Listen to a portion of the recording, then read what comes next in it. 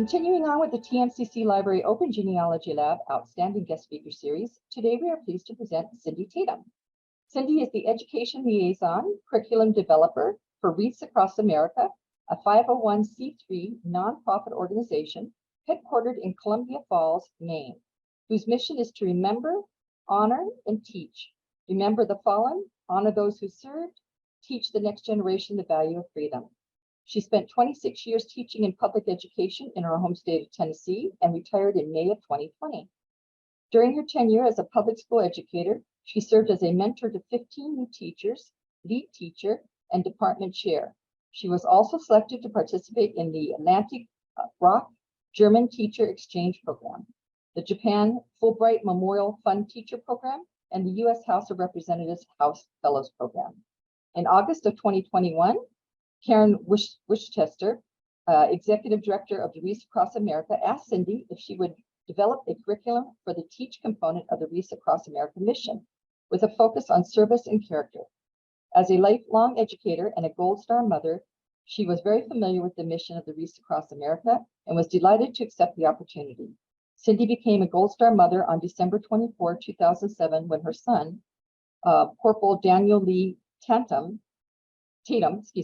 USMC, was killed outside of Camp Pendleton in an automobile train collision.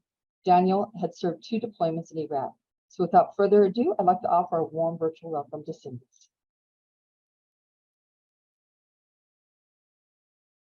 Well, just thank you so much. And I really would like to take, just a minute and give a special thanks to Suzanne for the opportunity to share information with you today about the mission of Wreaths Across America, to remember our fallen U.S. veterans, to honor those who serve, and to teach your children the value of freedom. And for me, this is one thing that I tell people all the time as a grandmother. This is something that that I find that we also try to instill in not just our children, but our grandchildren and other children that you are around. So thank you, Suzanne, for having me here. So the first thing that I would really like to do is just give you a brief history of Wreaths Across America as an organization, and then we'll move on. So Morrill Wooster of Harrington, Maine, was a 12-year-old paper boy when he won a trip to Washington, D.C. And his first trip to our nation's capital really was one that he would never forget. And one of the places that the paper boys all had the opportunity to go and visit was Arlington National Cemetery in Arlington, Virginia. And the cemetery itself made such an indelible impression on Morrill that experience really followed him throughout his lifetime and still continues to influence him a great deal today. And so in 1971, Morrill actually opened a wreath business in Maine and began to sell wreaths during the holiday season. And so anyway, he in 1992 found out that he had a surplus of about 5,000 wreaths. And so Morrill was trying to figure out what it was that he could do with those wreaths. And his mind immediately went back to Arlington National Cemetery. And he realized that so much of his own good fortune and opportunities that he had for his business were really in large part due to these the veterans who had made the ultimate sacrifice for for our country. And so when Morrill thought about Arlington, he began to try to figure out a way that they could carry the 5,000 wreaths that they had left over down to Maine. And so the first thing he did was to contact his senator at the time, who was a woman named Olympia Snow. And he contacted her and just asked, whether or not it would even be possible for them to transport those wreaths to Arlington and to be able to place those wreaths in the cemetery. And so, as good fortune would have it, his senator and then those who were over Arlington National Cemetery at the time said, yes, Morrill, we will allow you to bring the wreaths down here at your expense, and then donate those and place them in a section of the cemetery that no longer had very many visitors.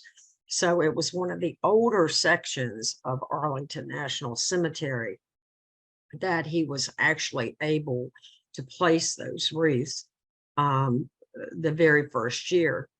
And so for the next 13 years, Morrill and his family would make this annual pilgrimage down to Arlington National Cemetery.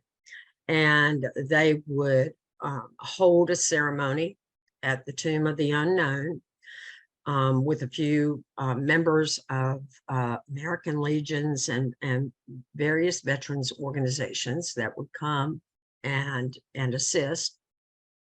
And his family did this for 13 years on their, just on their own, because, he wanted to make sure that that our veterans were not forgotten, that our fallen were not forgotten. And so in 2005, as fate would have it, they had gone down on the standard Saturday. They had gone and placed the wreaths down at Arlington in a section of the cemetery, and a military photographer happened to walk by, and this was in 2005, and a military photographer happened to walk by after it had snowed, and he took a picture of the wreaths with the freshly fallen snow. And of course, in 2005, the internet was really just getting to the point that it was hopping. And so anyway, the picture of the wreaths at Arlington National Cemetery went viral. And all of a sudden, the Wooster family and Wooster Wreath Company started to receive phone calls and contacts and letters that had money shoved in them to help further this cause to cover veterans' headstones at Christmas time. And so Morrill and his wife Karen had to write all of these people back and say, this is not something that is a nonprofit. We cannot accept your money. We appreciate your offer to help. Well, in 2007, the Wooster family, along with veterans organizations and other groups and individuals who had helped with their annual Veterans Wreath Ceremony in Arlington, formed Wreaths Across America, a national nonprofit 501c3, to continue and expand this effort and support other groups around the country who wanted to do the same thing. And their mission, as I said, is very, very simple: to remember, honor, and teach. So if we fast forward that to last year in 2022, Wreaths Across America had over 2.7 million wreaths that they placed in over 3,700 participating cemeteries across the United States. And so really, you know, with Wreaths Across America, it is a volunteer organization. And the Wooster family, Karen Wooster, the executive director, is really the first one who will tell you that, you know, they could not do what they do without the volunteers who go in and support this effort. Last year, we happened to be at Arlington on National Wreath Day. And I told my husband, I said, oh my gosh, we'll be here tomorrow trying to place all these wreaths. So we started walking to the area where they have one of the big trucks that they were unloading the wreaths from. And when I turned around and looked behind me, there were thousands of people that they were allowing in the gate at Arlington to participate in placing 275,000 wreaths at Arlington National Cemetery. And so they realized that really the you know, very element and success of that organization is all of the many, many volunteers who actually show up, and the trucking companies that that support this effort by donating their truck for this and a driver to transport all of these wreaths across the country. You know, there are warehouses that, you know, once the wreaths get there, that they will then allow Wreaths Across America to store those wreaths in cold storage until Wreaths Across America Day. And so really it is one of those things, like I said, that they know that so much of what they are able to do as a nonprofit is due to the many, many, many, many people who either donate time or they donate money, you know, or they're just going online and saying, hey, we'll help with, you know, picking up the wreaths when Wreaths Out Day happens. There are many, many people who are actually involved in that. And so, you know, as I said, you know, primarily the mission of Wreaths Across America is to remember our fallen. At Wreaths Across America, we believe that a person dies twice. Once when they take their very last breath on this earth, and again, when their names are spoken for the last time. When a wreath is placed on a veteran's headstone, whichever cemetery it is across the United States, they ask that you say that veteran's name out loud. So that way someone is always remembering that veteran. I know that as a Gold Star mother, I find great peace in knowing that there will be someone who will always be saying my son's name when they place that wreath on his headstone.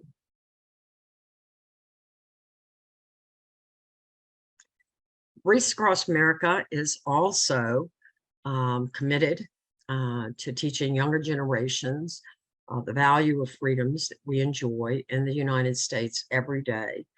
And the importance of remembering and honoring those who have made so many sacrifices for those freedoms that we have.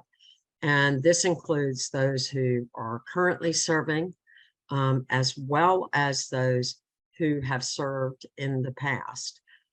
Wreaths Across America places wreaths on veterans' graves that date back to the Revolutionary War, all the way up to the present.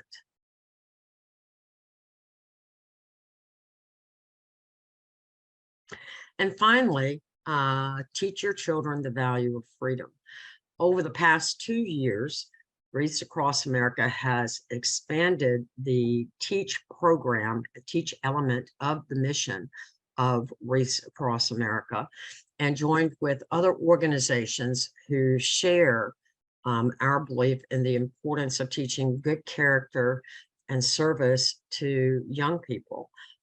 Those organizations include, but aren't limited to, the American Rosie Movement, the Congressional Medal of Honor Society, the Ike Eisenhower Foundation, the Random Acts of Kindness Foundation, and the United States of America Vietnam War Commemoration. Each of these collaborative partners that we have really do bring a variety of excellent resources that parallel to the Wreaths Across America teach component to instill good character and to motivate young people to a life of service to others. And so this year, the theme, each year, Wreaths Across America will adopt a new theme. And this year, the theme is Serve and Succeed. Last year, the theme was to find a way to serve. And so, you know, the point is to let young people realize that service takes many, many, many different avenues. It's not just about military service, because as each of you know, the percentage of our Americans who actually serve in the military is very, very small, fewer than 1%.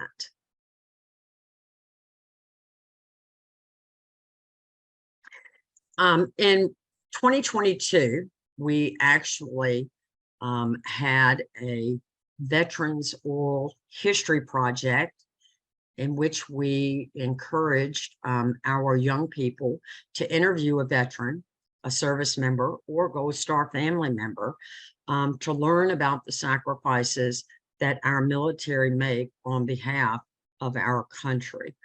You know, we have expanded, like I said, the program. This program was actually available to young people who were in grades 4 through 12 could participate. And we had young people from across the United States, all the way from Washington on the Pacific coast, all the way to Maine, you know, and many, many, many places in between. And so they completed this oral history project and received a dog tag with the student's name who had participated in the program, and then the name of the veteran that they had interviewed.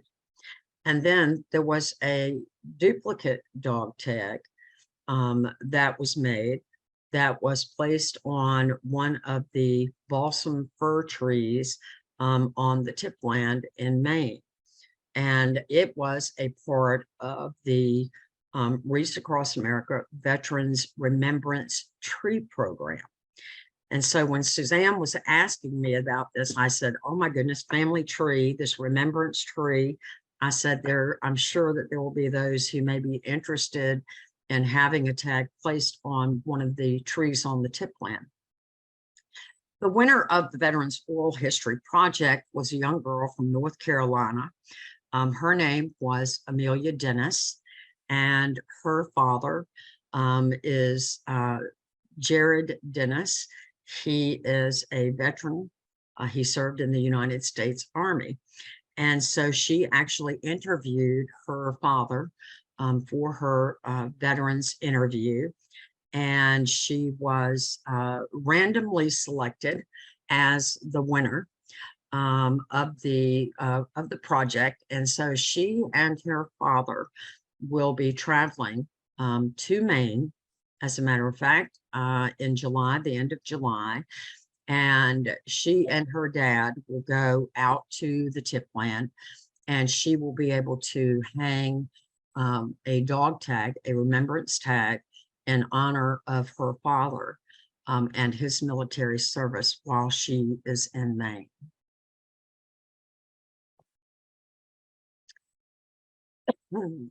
Wreaths Across America established this Veterans Remembrance Tree Program as another way to remember and honor our veterans.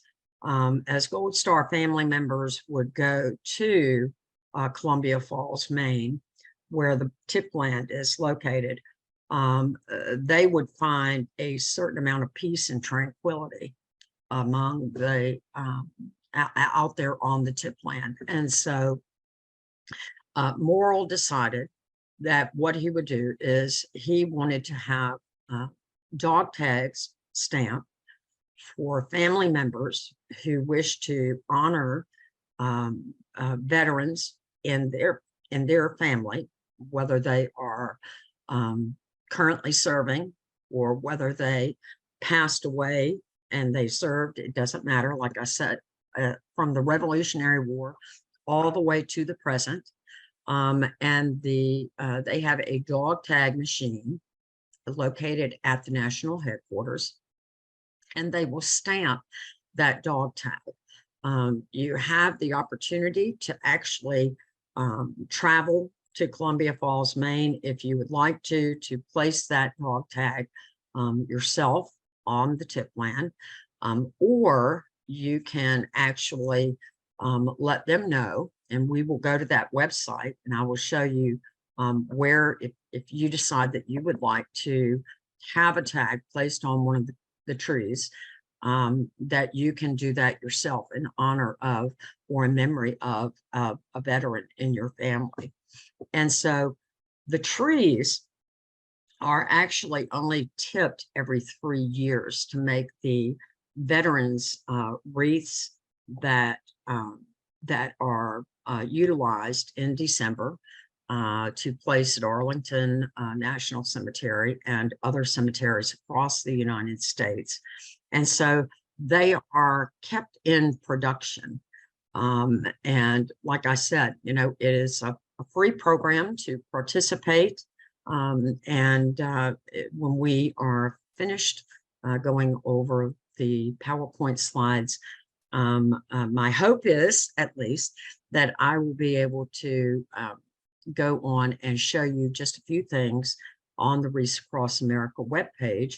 And we will take a look at the Remembrance Tree program online that you can sign up for if you would like. There is a phone number that is located on the slide. The tag that you will receive, this is not like the one that they are showing you. This actually is the flip side of one of the tags. One of the Gold Star mothers had a small dog tag image done of her son. And when there are actually 2 tags on there. The one is the one that has his name and the branch of the military that he served in, and then his date of death, date of birth and date of death. And so that dog tag looks like an actual dog tag. But I didn't have a picture of one of those that were hanging on the tree. So, but we will take a look at that page and on the website, and you can decide whether or not you know someone, or maybe you yourself have someone that that you would like to have honored in that way.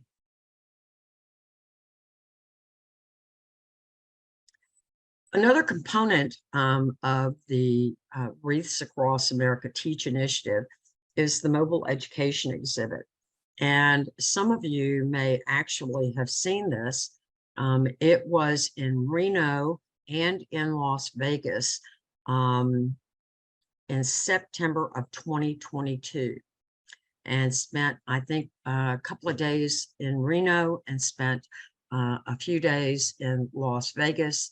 And it is a 48-foot trailer that is air conditioned thank goodness. I don't know about where you are, but today it's 95 degrees here and the heat index is 112.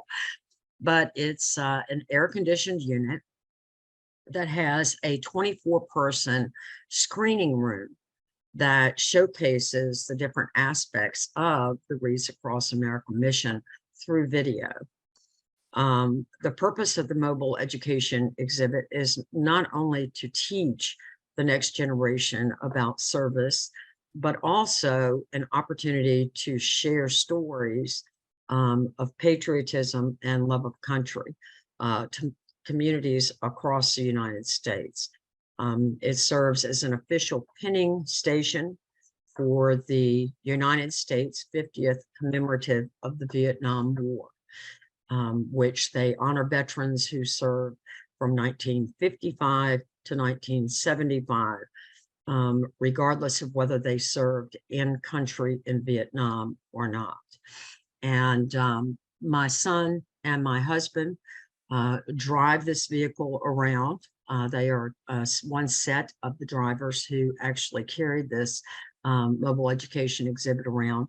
And it's really kind of amazing the turnout that they have with people who want to come in and want to learn about Wreaths Across America and ways that they might be able to help.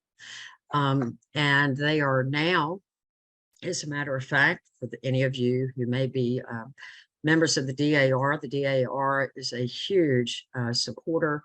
The American Legion is a huge supporter. American Legion auxiliary units, the VFWs, are all really big supporters of the mobile education exhibit. And as a matter of fact, they are getting ready and have already started working on the calendar for 2024.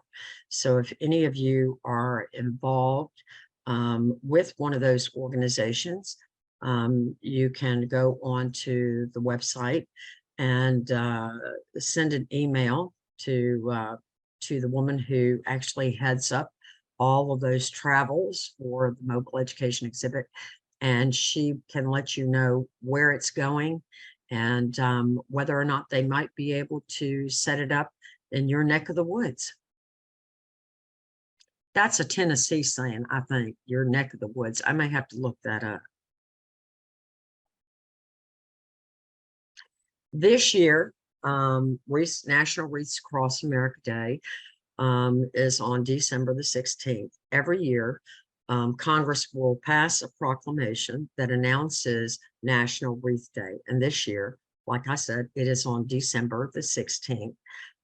There are so many ways to volunteer to help fulfill the mission of Wreaths Across America. And like I said, many organizations that you may already be a part of are many of the same who actually support Wreaths Across America, either by participating in the wreath ceremonies or by donating or by sponsoring the me when it comes into a particular area.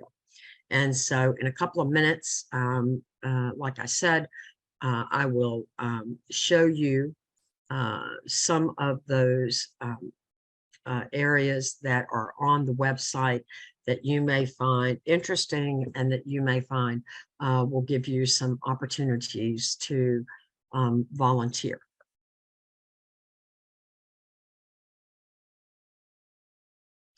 So we have a lot of ways for you to stay in touch.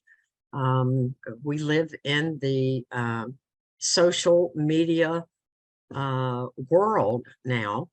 And if I'm ever at a loss for how to do something online, I ask my 15-year-old grandson, because he understands all of it and knows exactly what to do.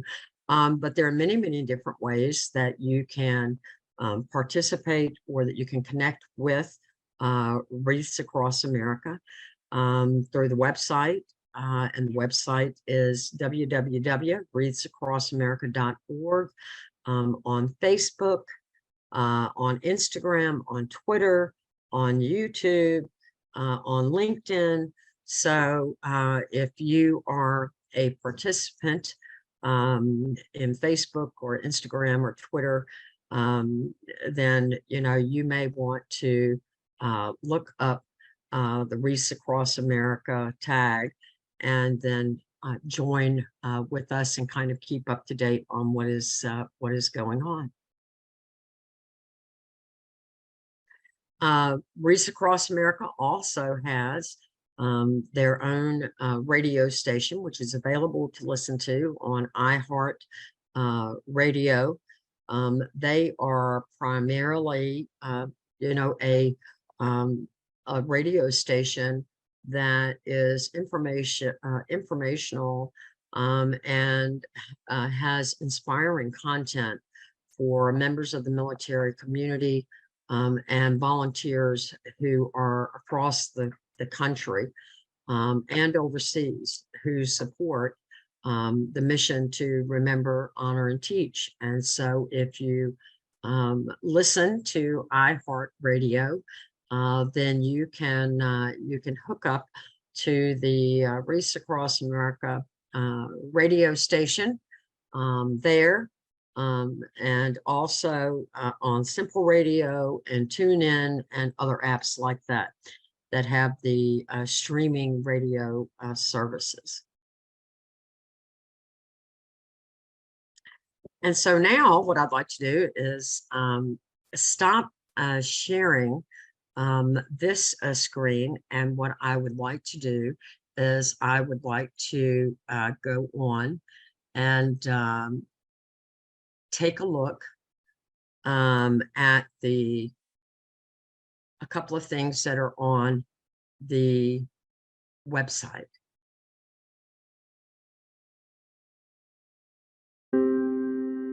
Ask yourself, where would I be? What would my life be like? Was it not for our veterans who have stepped up for all of us, time and time again over the course of our nation's history? Hello, I'm Miles Worcester. My grandfather is Morrow Worcester. He is the founder of Wreaths Across America, and he says he's just a wreath maker from Maine. He has been asked countless times, what is a veteran's wreath, and why do we place wreaths on veterans' graves? A veteran's wreath is made of 10 bouquets. Each bouquet describes a veteran. The first bouquet stands for a veteran's belief in greater good. The second bouquet stands for their love for one another. The third bouquet stands for a veteran's strength, work ethic, and character. The fourth bouquet stands for a veteran's honesty and integrity. The fifth bouquet stands for a veteran's humility, selflessness, and modesty. The sixth bouquet stands for a veteran's ambitions and aspirations. The seventh bouquet stands for a veteran's optimism for their fellow Americans and for our country. The eighth bouquet stands for the veteran's concern for the future and for future generations. The ninth bouquet stands for a veteran's pride to carry out their duties. The 10th bouquet, and final bouquet, stands for the veteran's hopes and dreams that didn't always come true, but left with no regrets. Now this wreath, made with 10 bouquets, is a symbol of honor, respect, and victory. It is made from evergreens, which symbolizes longevity and endurance. The circular shape symbolizes eternity and has no beginning and no end. Its clean forest scent symbolizes purity and simplicity. Its red bow symbolizes the great sacrifice. This year, when you place a wreath on a veteran's grave, you know it's not just a wreath, it's a personal gift to an American hero. And you will swell with pride knowing that you have done something very, very special. God bless our veterans, and God bless America.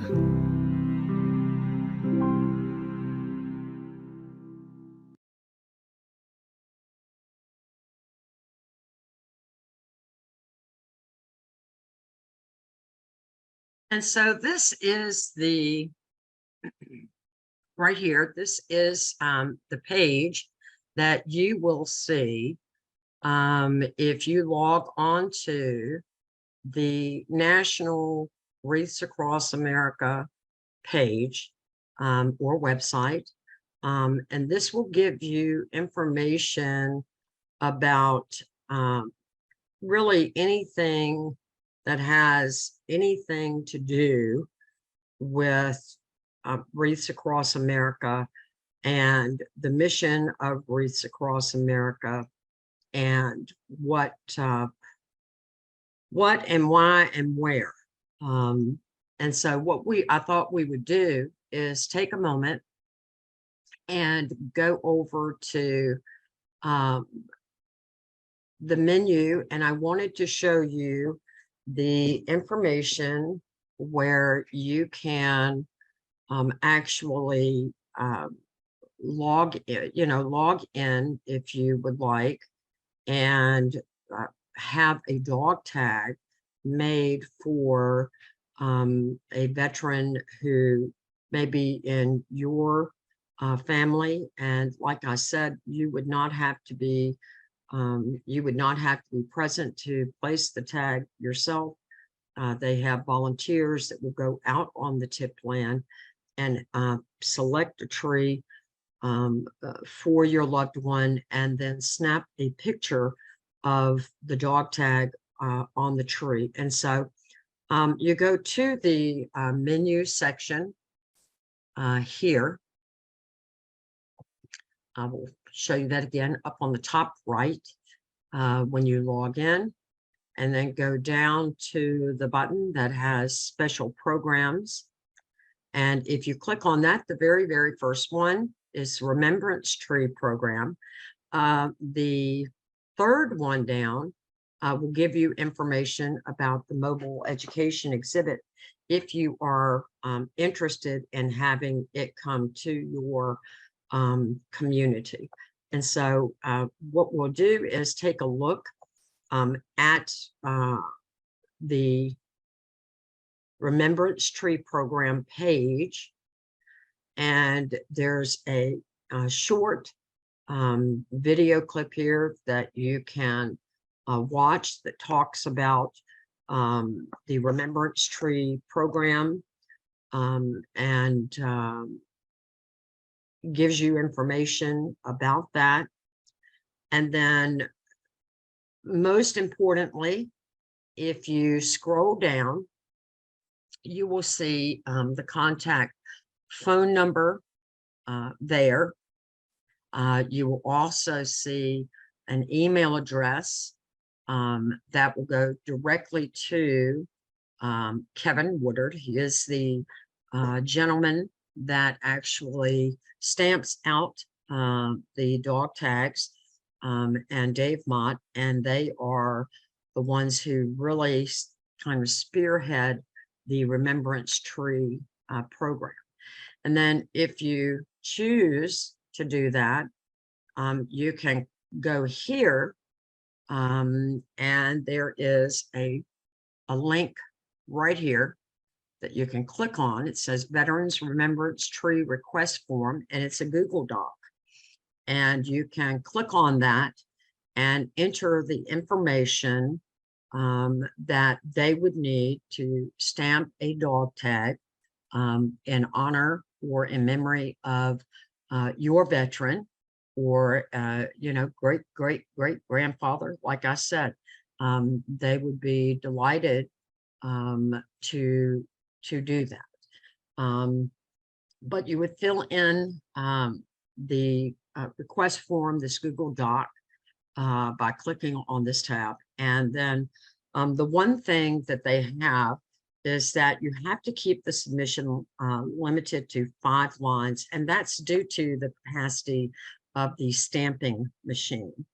5 lines and 15 characters per line, and that includes any spaces that you may have between, for example, rank and first name, last name, or any of those kinds of things. Okay, and like I said, that's really primarily due to the ability of the stamping machine itself and the size of the dog tags.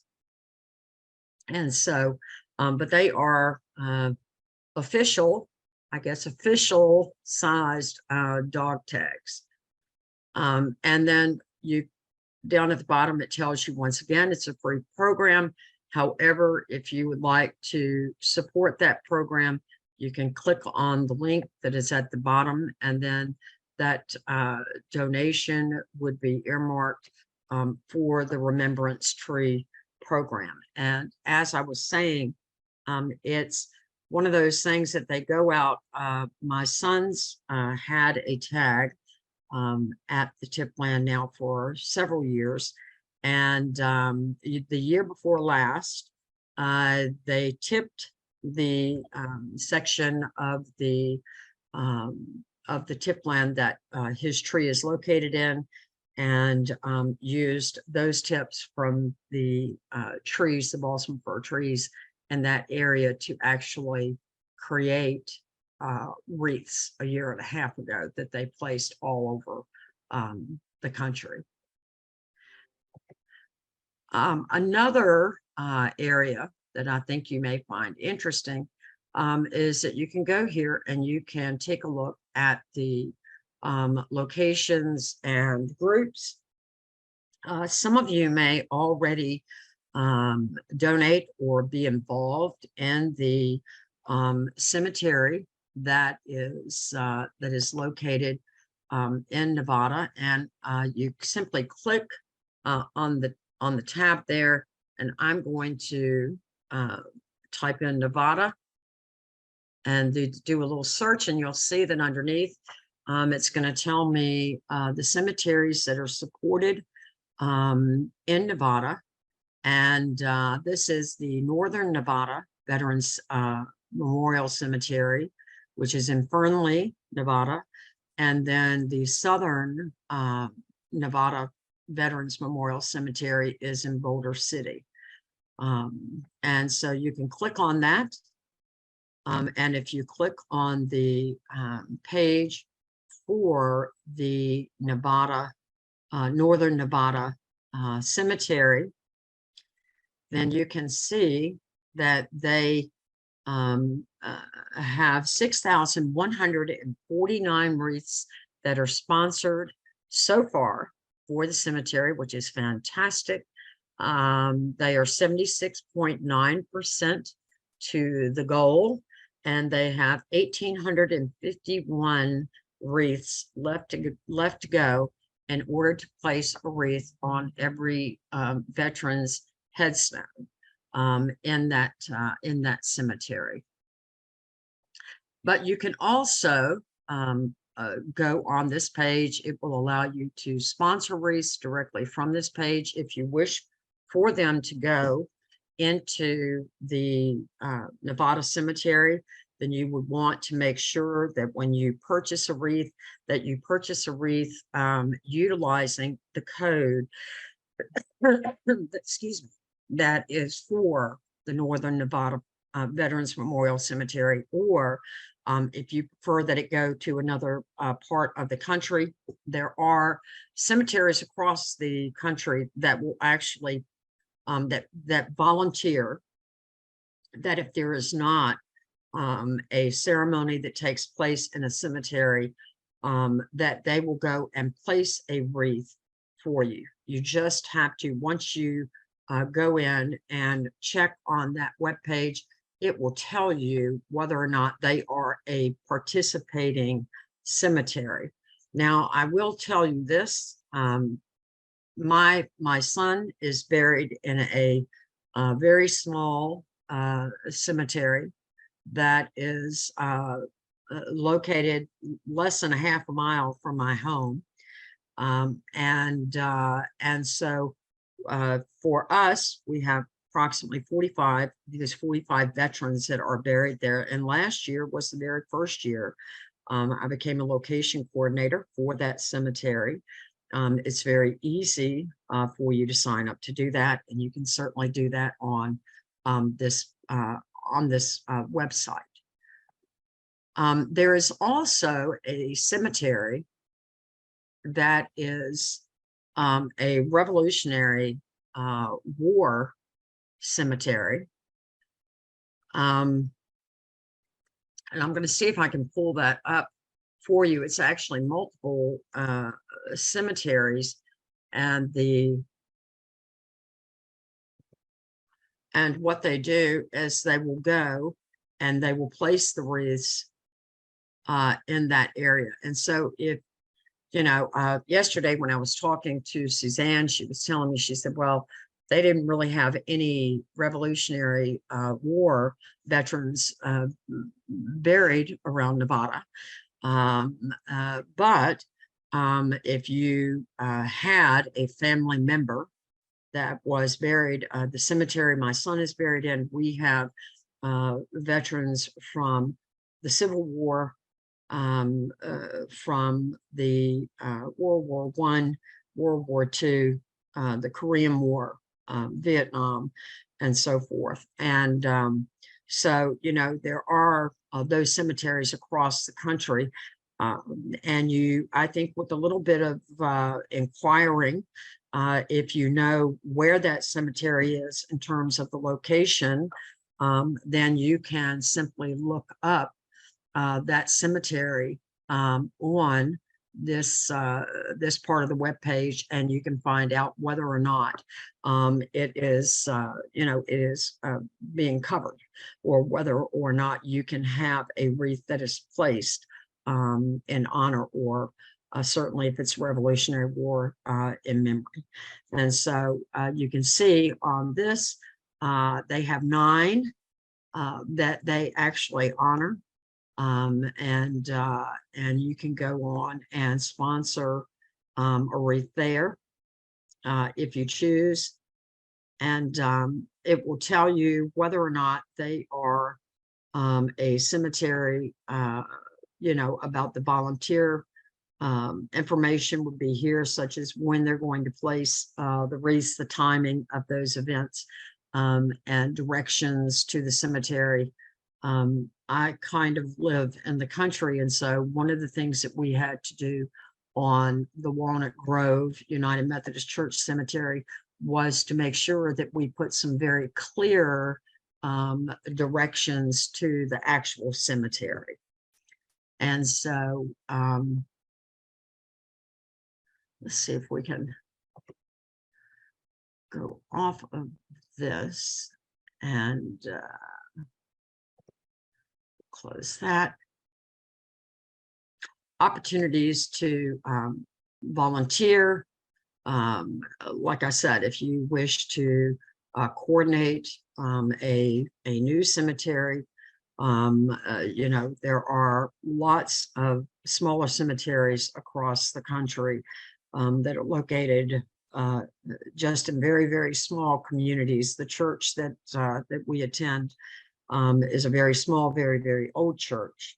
And so, if that's the case, and you have someone who may be buried in one of those smaller cemeteries, and you could coordinate that new location by coming here and pressing on this tab.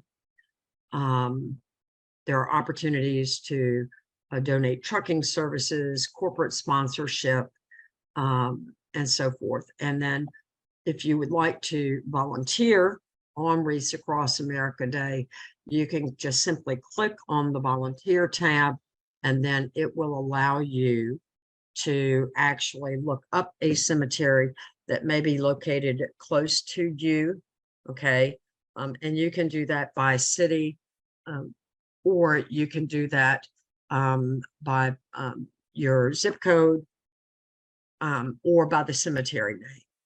And so once you have clicked on that you would like to volunteer, then the coordinator will be in touch with you and give you the details for that particular cemetery. And so there are many, many, many other opportunities. You can invite friends and let them know. I know last year we were actually able, with the small cemetery down here in Tennessee, we were actually able to connect with a cemetery in Illinois and have a wreath placed on the stone for a man who lives back in this community. that was, his father is buried in Illinois. For myself, I'm a native of East Virginia area around Smithfield. And so my grandparents, both of my grandfathers were veterans. They are buried in Virginia. And so we arranged for my older brother to go to those cemeteries and place wreaths then on their stones. Okay, so there are many different ways to do that. And so probably I see we've got a lot of questions. And so maybe what I need to do, I think all of you are computer savvy. You prove that to me because you're here. So I'm going to stop the share on this, and maybe we can take a look or have, I'm not sure, Suzanne, how you want to do that, whether you want people to unmute and show their screen and ask the question, or do we want to go through the chat, whichever works. Thank you. Cindy, I'd like to ask the class to just unmute their microphones and ask the question and leave your camera off because we are recording. So if anybody, I'll open the floor to the entire class. So go ahead and ask away. Thank you, Marilyn. Marilyn just sent a message that said her DAR chapter is very, very involved with Wreaths Across America. Hi, my name. Oh, go ahead, George. Yeah, this is George. I live in California, and I just wanted to let you know that I guess I missed the part about when the organization was formed, and so I Googled it, and I guess it's been around 30 years, correct? They actually started to place wreaths in 1992. Yeah, so 30 years. The nonprofit, however, itself started in 2007. Oh, okay. Yeah, it's funny because I don't believe I'd heard of the organization until last fall on Veterans Day. I attended at a ceremony at the cemetery. It's El Toro Memorial Park, which I live next door to, basically go over there all the time. And I attended a ceremony there, and the organizing group for the ceremony, there are a lot of groups involved, but the main one was our local DAR chapter from Mission Viejo. And a lot of the ladies that are involved with that group also belong to our genealogy society, of which, my local society that I'm active in here. But at any rate, they were taking donations for Wreaths Across America. That's the first I'd heard of it. $17. So I donated for a wreath and so on and so forth. And so that was the first I heard about it. And then I guess, let's see, Memorial Day, they had a thing there too. And they were also same thing. They're taking donations for Wreaths Across America. But I wanted to mention that, not only do I live next to the cemetery, I also live in South Orange County and went to high school in San Clemente, which is right next to Camp Pendleton. So I'm very, very familiar with Camp Pendleton. A couple months ago, I drove through there and kind of got lost in Oceanside and almost came onto the but I noticed, about your son, Yes. obviously was the Marine Corps at Camp Pendleton. So Yes. I wanted to mention that. Yes. But I do have one question though. My dad was a veteran, World War II. He was a prisoner of war, and he and my mother, they were cremated, and their ashes are at the Riverside National Cemetery out in Riverside, which has, I believe, over 300,000 there. I'm wondering, what did they do? And there they have some they call them columbariums, columns with the where the ashes put. But now what they do is they have a wall around the entire cemetery, and on the inside of the wall is where they put the the plaque for the graves. And it's like, what do they do for? I mean, how do you place a wreath at a cremated site, because they're so close together? And I mean, the actual stones I understand, but the cremated, I'm wondering, how do they handle that? Yes. And I'm going to tell you, George, it's, depending on what type of cemetery, they are now, of course, in many of the veterans cemeteries, if someone has been cremated due to space, what they are doing is they are actually, because I've had a couple of veterans ask, why are they moving stones closer together? Generally, the one that's in the middle has been cremated. and it Mhm. requires less, you know what I mean? There's Right. less space there. If they're going to put them in any other, what they do is they simply place one at the bottom. And that wreath then is for each of those who may be in that, you know, that blaring there. Mhm. But that is how they will, actually do that. Yeah. I also want to mention my daughter is an Iraq War veteran also. She served, I think, 13 months, something like that. I thank her for her Yeah. service. Yeah. I do. I have a, go ahead. I was just going to ask Randall, because Randall's got his hand up and it's been up for a minute or two. So Randall, do you have a question? No, I noticed in your speech you didn't say anything about the American Legion, and Post 1 here in Reno is extremely active in Wreaths Around America. Yes, they are. Yes, they are. I'm sorry if I did not say it. I know I said American Legion Auxiliaries and the American Legion, and you know, they are very, very active in being able to, you know, and in assisting in every way possible, whether it's to participate in the wreaths in, whether it's to provide sponsorships for wreaths, whether it's to participate in the wreaths out. You know, they are really, really active, and Wreaths Across America appreciates so much those organizations like the American Legion and VFW and the ladies auxiliaries for those organizations. They are a huge, huge partner. So we thank you. Speaking, Cindy, speaking of, like, you mentioned the DAR, I'm sure you mean the SAR as well. And I would assume there are, you know, you mentioned American Legion, but are there other big sponsors? I mean, like Boy Scouts, Girl Scouts. I mean, like who is the typical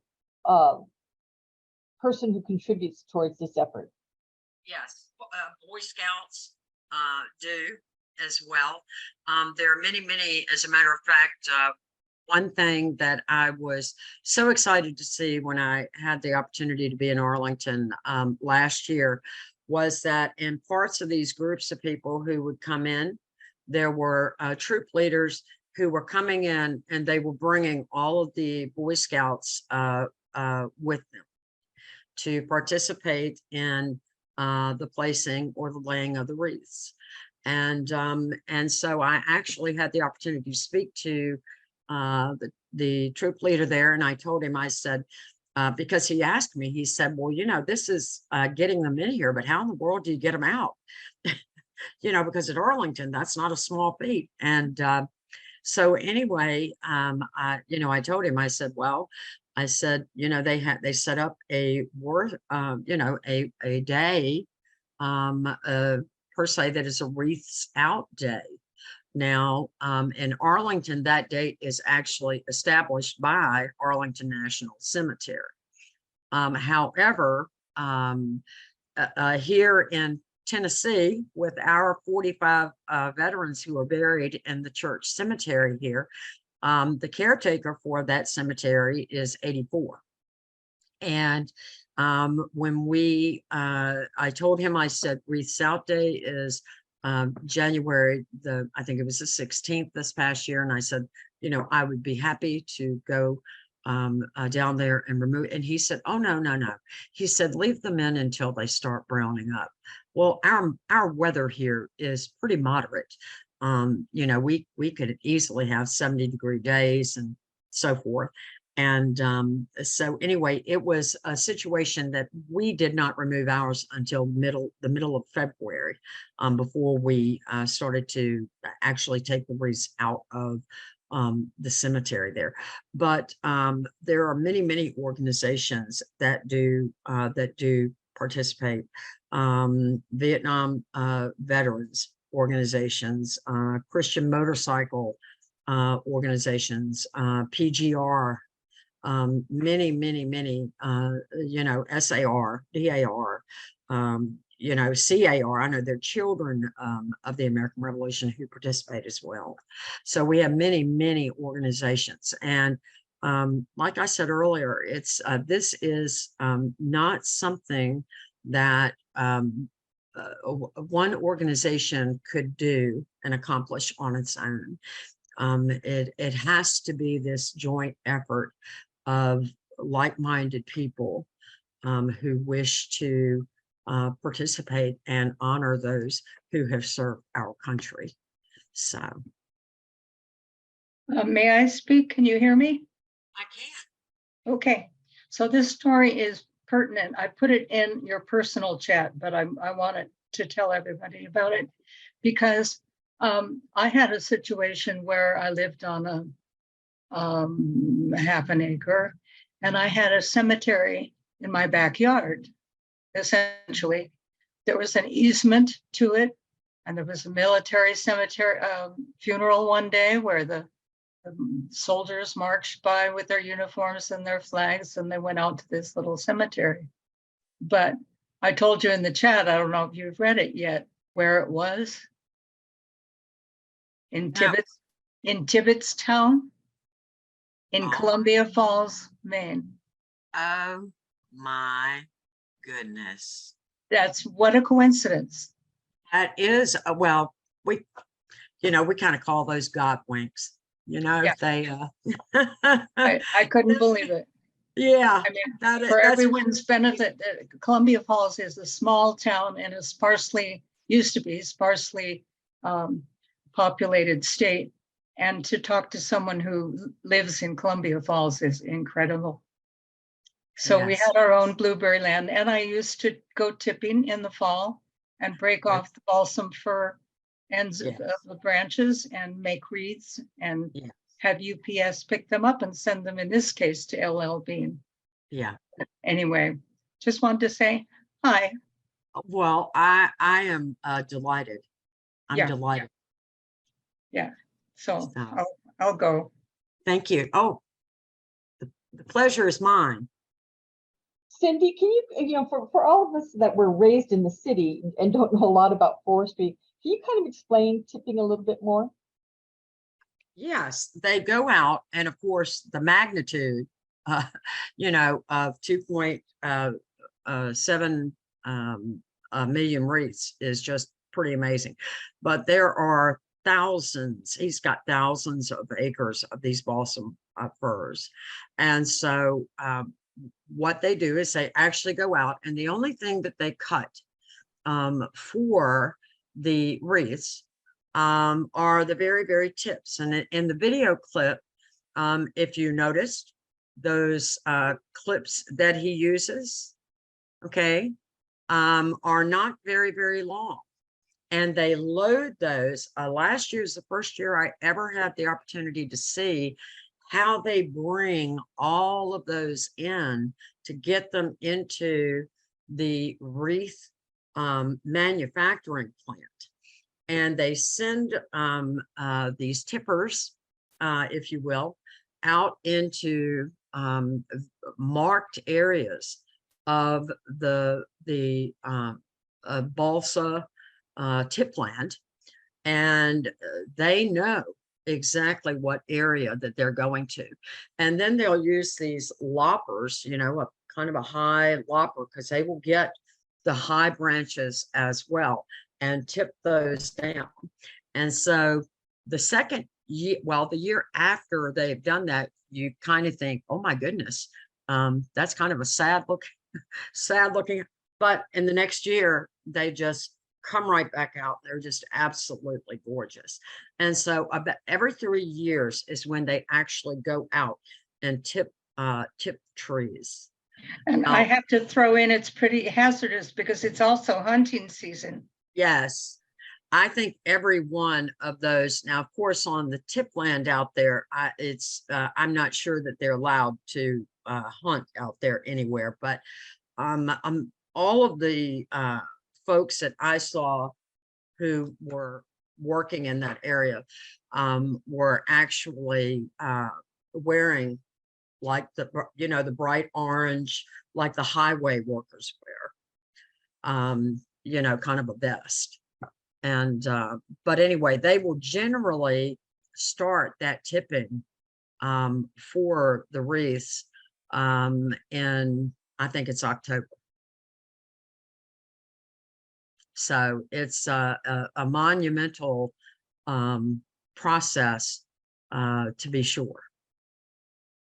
And I don't know, I didn't mention, but there are, you know, opportunities for groups like Boy Scouts and schools. As the teach curriculum person, I am generally the person who reaches out to schools across the country. And one of the opportunities that they have is to become a sponsorship group. And if they are a sponsorship group, somebody was talking about the DAR was selling sponsorships for those wreaths, then the DAR chapter that sells those will actually receive $5 back from every wreath that is purchased through those sponsorship groups. And I've given that information to many school districts that I've spoken with and communicated with, as well as Boy Scout, Girl Scout troops, that it is a wonderful opportunity for them to do good twice. You know, they have the opportunity to purchase the wreath and then, of course, or to sell the sponsorship for the wreath.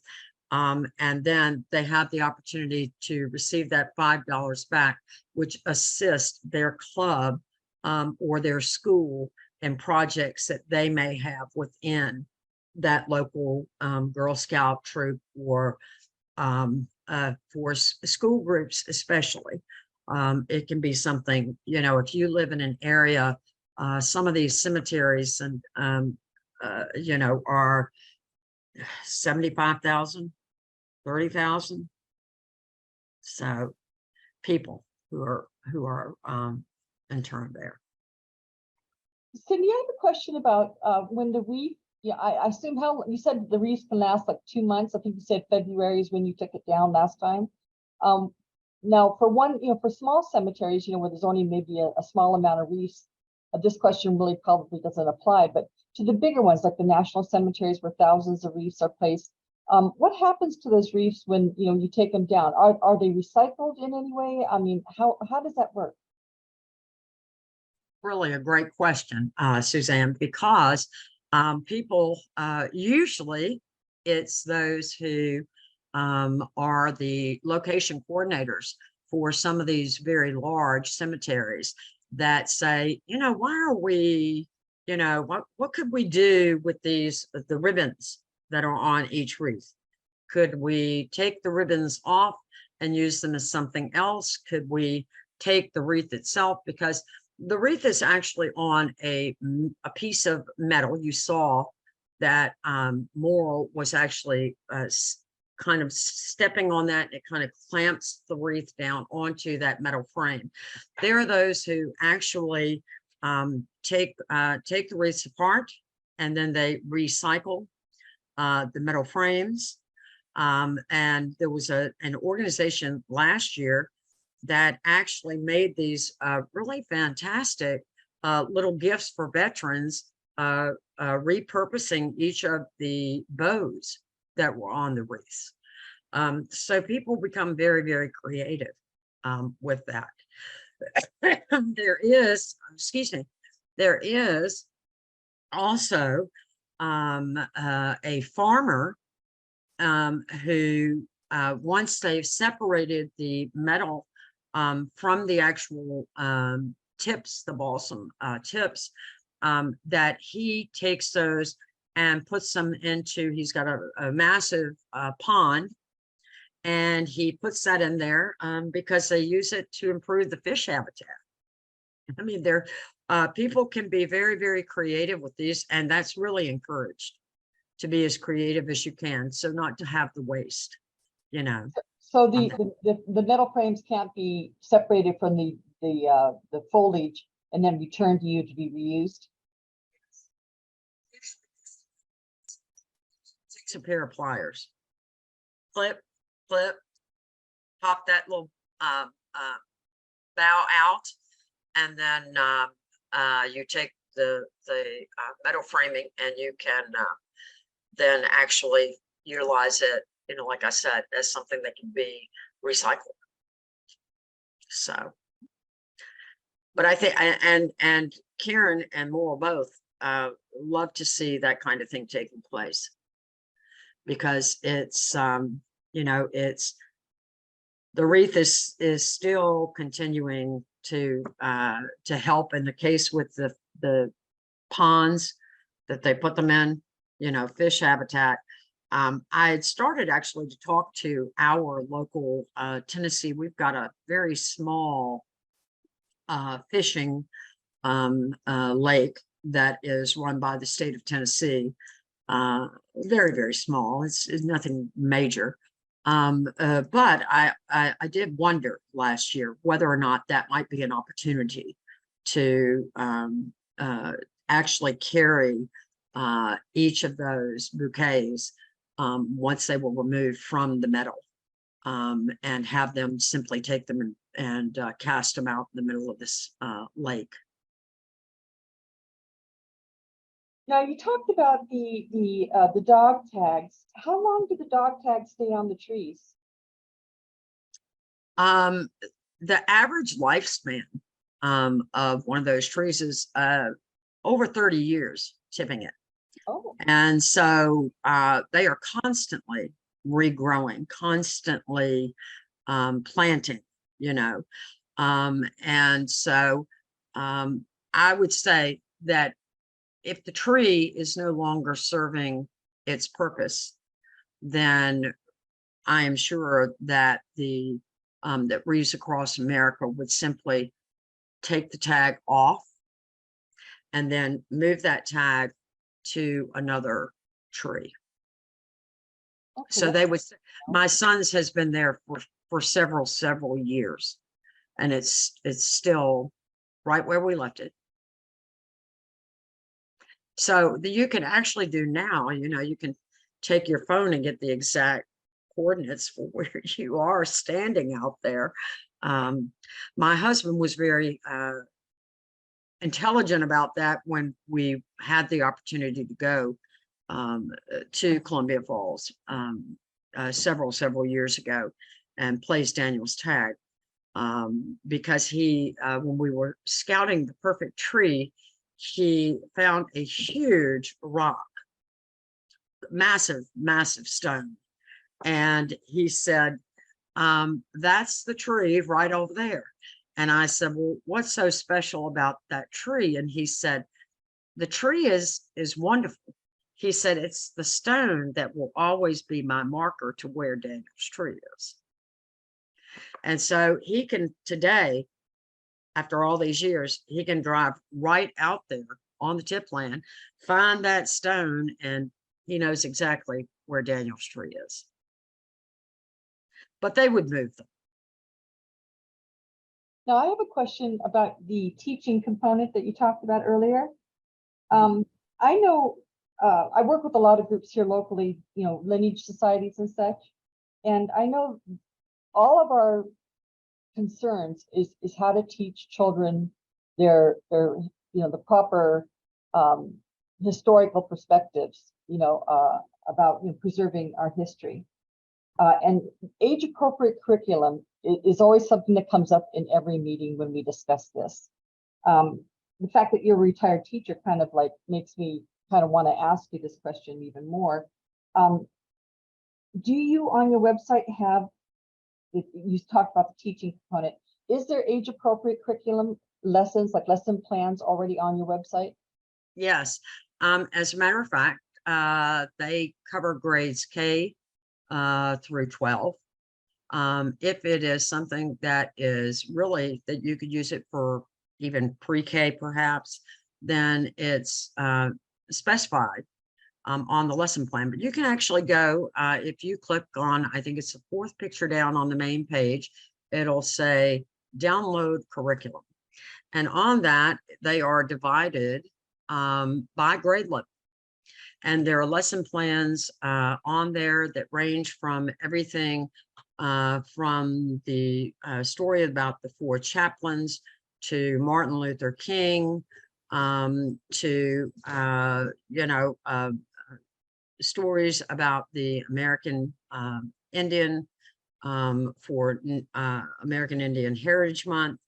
And I have to admit that even though I was a 12th grade teacher, one of my favorite lesson plans is one that I created for American Indian Heritage Month, and it is the kindergarten lesson plan. And there's a wonderful, wonderful story because these the lesson plan itself actually has standards that really anyone across the country can connect those standards. They are kind of using core, you know, I hate to say common core standards, but of course nowadays that's the reality, is that the states, you know, pretty much had to base what they have on the common core. And so that really kind of gives teachers, you know, the mindset that, okay, this was common core. So what does that transfer to in my state, you know, my state curriculum guidelines? And they can transfer that over very, very easily. But the reason that I love that lesson plan so much is because there's a wonderful, wonderful story that is on one of the read aloud pages on YouTube.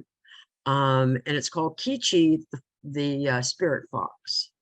And it's a wonderful, wonderful story about a young boy whose brother has died. And of course, throughout this book, he goes through some trials, and his brother is there to guide him, you know, along the way in spirit. And it's a wonderful, wonderful lesson plan. But yes, they are, and they are divided, like I said, by grade level. There are PowerPoints on there from, you know, that teachers can use, Flag Day materials, Patriot Day materials, Veterans Day materials, you know, just all kinds of resources on there. And then in most of those resources, we have an opportunity for students to do something that may be a character building component. And that may be simply, you know, maybe as simple as, you know, writing a card to maybe their, you know, their local fire department or police department saying thank you, you know. I like the fact that you have it from different perspectives. You know, I'll give you an example, like the Mayflower Society. You know, when we go out and want to, you know, help children learn about the Mayflower, you know, we want to give it from the other perspective, from the American perspective too. So that's really great. Now, do you need permission to use these, you know, after you download them from your website? No, no, no, we don't. These are all the stories, at least the books that we utilize. But do you need permission to use the lesson plans? Absolutely not. Oh, great. Okay. Absolutely no. As a matter of fact, they are available on the Wreaths Across America Teach page, www.wreathsacrossamerica.org/teach. You can scroll down and take a look at them. We have this year's youth service project available online for free download. It's all free. You know, one of the things that I realized as I was retiring from the field of education, in terms of, you know, what I go to a physical building every day, is that I miss the kids. First of all, when I had done it, I really, really, really missed the kids and having the opportunity to share things with the students. But, you know, there are all kinds of opportunities for teachers across the country, like I said, and we've had many, many, many teachers from across the country who do utilize those materials. But there are all kinds of things that are available for them there. And, you know, like I said, you know, if they shoot me an email, I mean, heck, we'll carry on a conversation about it, you know.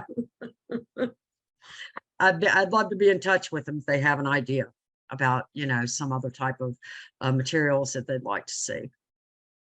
Okay, I do have a few more questions, but I want to open the floor again to the students to see If any of the lab attendees have more questions, I'll give it a few seconds.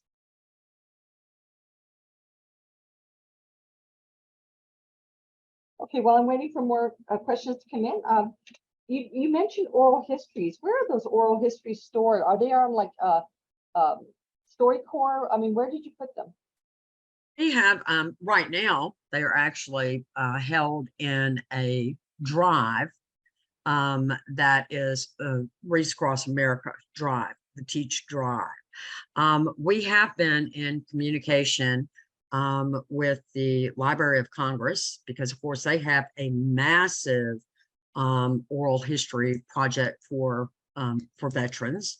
And any veterans here in this meeting who may not have shared their history with the Library of Congress, I would really encourage you to reach out and do that. You know, I'm sure that now they will allow you to do that by Zoom. I know when my older son, who was also in the military, conducted his video, they actually had, they were actually located, the Library of Congress had sent a team to a meeting that I was going to be in, and they interviewed him and recorded his during that meeting. But they are right now in the hands of Wreaths Across America, and we're trying to, as we go through and we're revamping part of the website, looking for the best way that we can share some of those. But we have actually spoken to the Library of Congress about doing some kind of a joint venture that we could actually invite the Library of Congress person to come in and sit and speak to students. And as a matter of fact, Suzanne, if you would like that, I mean, you probably got one, but if you'd like that contact, I'd be delighted to hook you up with him. He's a delightful young man, and would probably be a very good speaker, you know what I mean, to talk to your group. Oh yes, you know, please, Cindy, if you don't mind, just send it to me in an email. That'd be great. I will do it. Definitely appreciate that. So right now we're basically trying to figure out the best way for us to display those, the best way to maintain them, you know, and to keep them. And thus the Library of Congress kind of came up in that conversation. Here in this class, I've been stressing oral history for a good 6 years now, because we know a lot of people, as much as they would like to publish, you know, their written family history, a lot of us will simply never get around to doing that. And oral history recording is a great way, you know, to supplement that, not doing your actual written family history. And we've been using here in this class for several years now, the Library of Congress StoryCorps application, the app. Absolutely. Download onto your phone or your laptop or Yes. your iPad, whichever the case may be. And it's really quite easy to use and quite efficient. And you have total control over whether you want it to be private or semi-private or completely public. So it gives you, you know, wonderful options in case you want to, you know, think about whether, you know, you want everyone to hear that story or not. Mm-hmm. Yeah. So, it's really amazing. Well, I will shoot you an email and give you his contact information. But it's like you said, I mean, oral history, and one of the organizations that we partnered with, the American Rosie Movement, is actually headquartered in West Virginia. And the lady who actually spearheaded this organization, her mother was a Rosie during World War II. And she has an excellent collection. She, in 2008, decided that why is nobody getting these histories of these women? Now, the Library of Congress does have some on their website, oral interviews with some of these Rosies. But then Anne Montague is her name, set about the process of interviewing Rosies who had not known. And so you can actually go onto their website and see some of the interviews that they have conducted, and they're really wonderful, wonderful. And I met this past December, I met a young woman who was 93, and when she walked up to me, she said, just for the record, I'm a Wendy, I'm not a Rosie. So I got a good chuckle. I said, I will remember that. She was a Wendy the welder. So Okay, well, let's open the platform once again to the students. Does anyone in the audience have a question for our guest speaker? Okay, Cindy, well, it looks like you've answered everyone's questions. And before I say thank you and goodbye, I want to encourage all of the people who are in attendance today to go to your website and help support the organization whenever they can. And if nothing else, to please like them on Facebook or LinkedIn or Instagram or any of those other ways that you said we can keep in touch with what your organization is doing and how we can help. And if you belong to a local organization that doesn't already support Wreaths Across America, I hope you will go in your next meeting and at least bring it up and for consideration. And certainly a worthy cause. I mean, I just can't think of a more worthy cause. So before I stop the video, I want to let everyone know here in the class that after our guest speaker is done, the class goes on. If you're new here today for the first time, our class goes on for several more hours. In the second half of class, we call it the lab, which is where we work on our trees together, or sometimes we just want to discuss genealogy topics that are hot that particular week. So if you would like to go at this point in time before our guest speaker says goodbye, all you have to do to leave the session is click on the red end button. But if there's anything in the chat box that you want before you leave, please download the chat box, because if you forget about it and you log back in, you will not have access to whatever was in the chat box. And I wanted to point out that there were 2 handouts at the beginning of the session today that I put in the chat box from Cindy. So if you didn't get those, please let me know and I'll put them back in the chat box. But with that, Cindy, I think that you've answered everyone's questions. And once again, I want to thank you for letting us videotape today. That was very gracious. The pleasure has really been mine to be here. So I thank you all. You have been a wonderful, wonderful audience, and I appreciate the opportunity to speak to all of you. So I'm sure that if you would like to contact me, Suzanne can give you my contact information. And Suzanne, thank you, thank you, thank you. This is wonderful. Thank you, Cindy. So, you know, I may just decide I'm going to pop into some of these sessions now. I'm just telling you. Absolutely. And Cindy, you're more than welcome to stay for the second half if your schedule allows.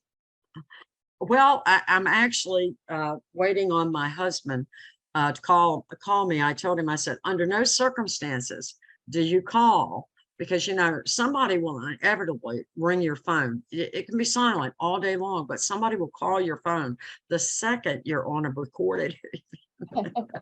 So, okay, Cindy. Anyway. Well, then thank you once again, and I will go ahead and stop the recording. Thank you. Goodbye, Cindy. Bye-bye.